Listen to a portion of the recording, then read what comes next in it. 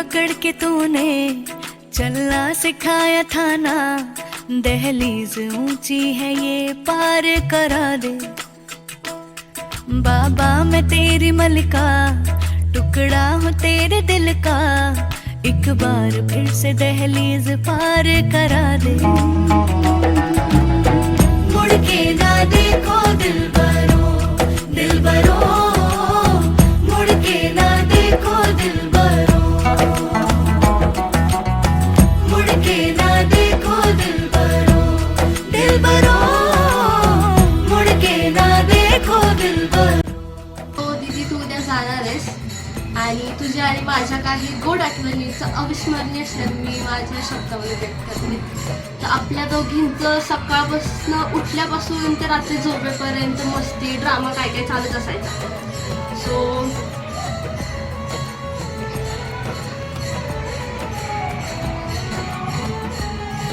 आपल्या दोघींचं सकाळपासून सुरूच असायचं. आई असो, माझी जेव्हा एक्झाम असायची तेव्हा तू सोबत सारखं मला मोटिवेट करायची की कर अभ्यास, असं कर, आणि खोड्या सुद्धा करायची.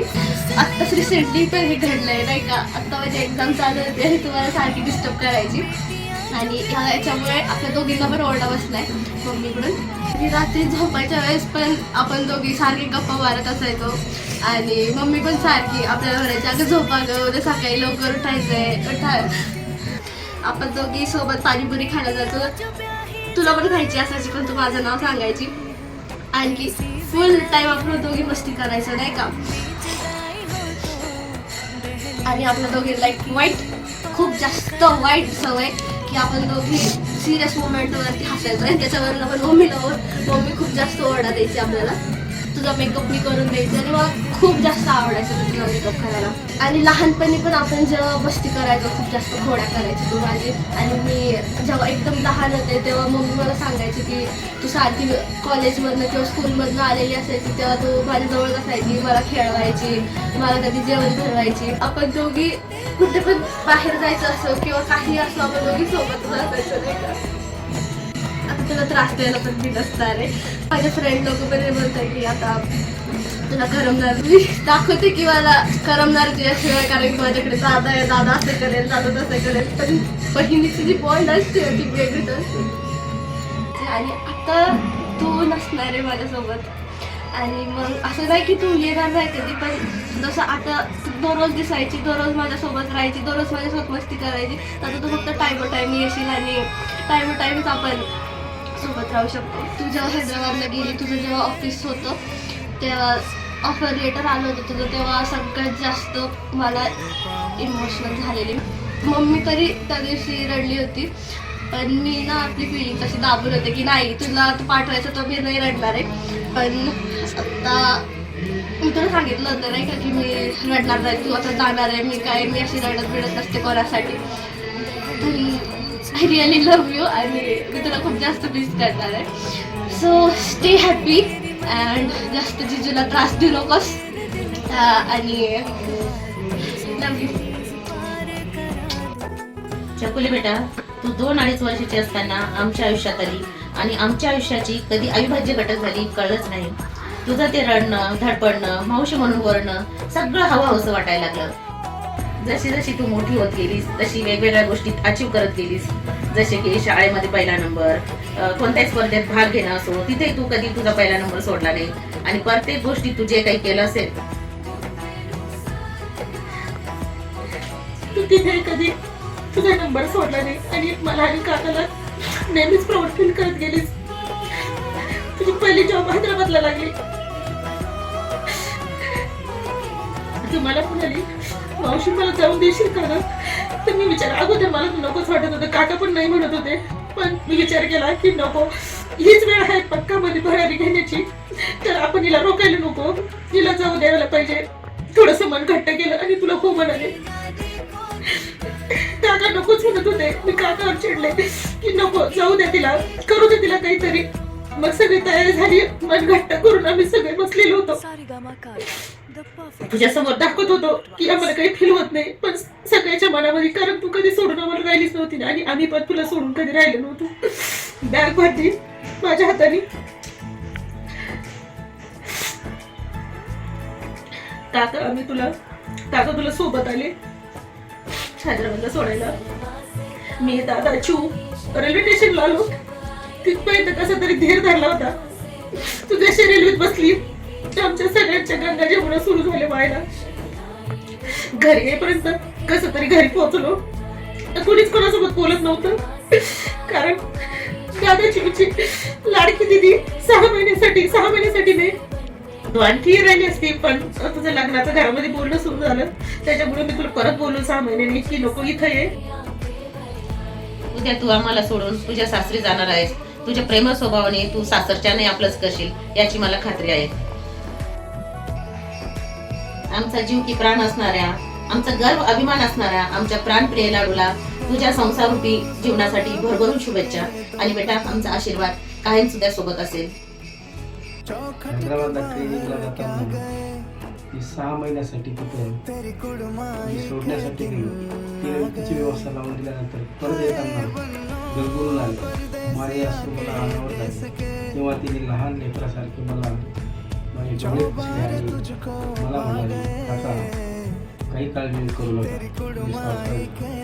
पुढील आयुष्यासाठी तुला खूप खूप शुभेच्छा.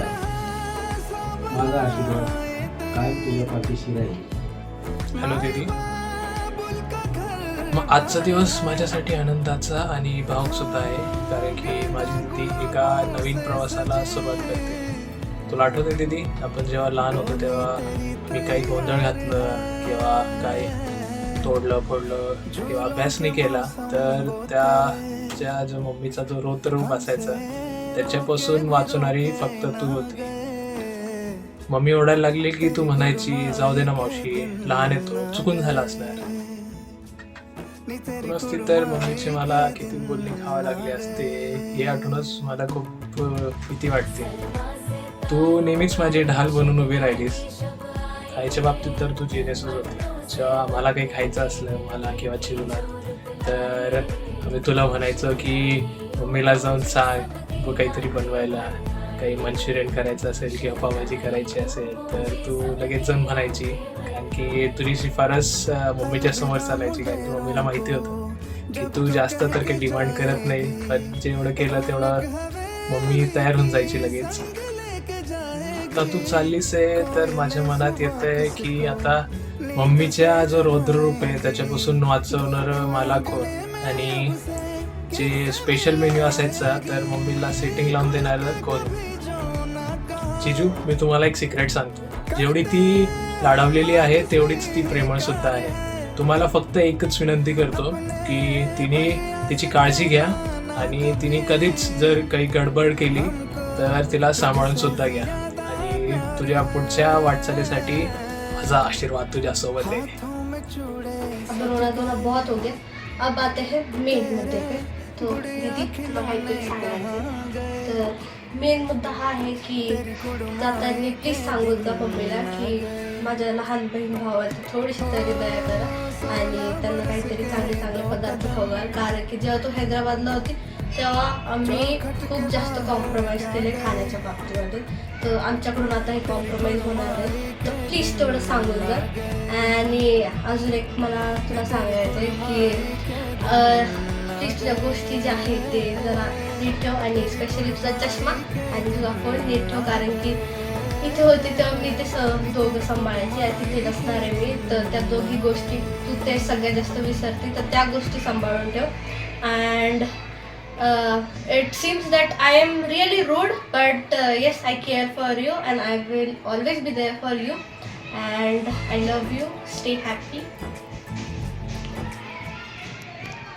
माझी लाडाची ग, आवड तिला चंद्राची ग, नवराई माझी नवसाची ग, अप्सरा जशी इंद्राची ग.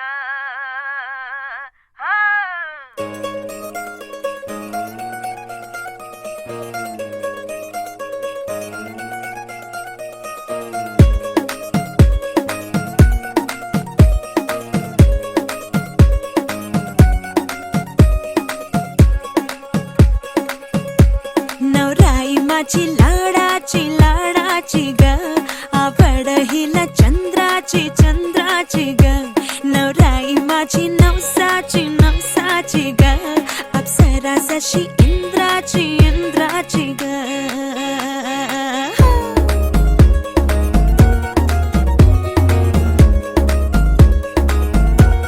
और आई चली शर्माती घबराती वो पिया के घर इठलाती बल खाती वो सुरमई नैना छलकाती छलकाती वो पिया के घर भरमाती सकुचाती वो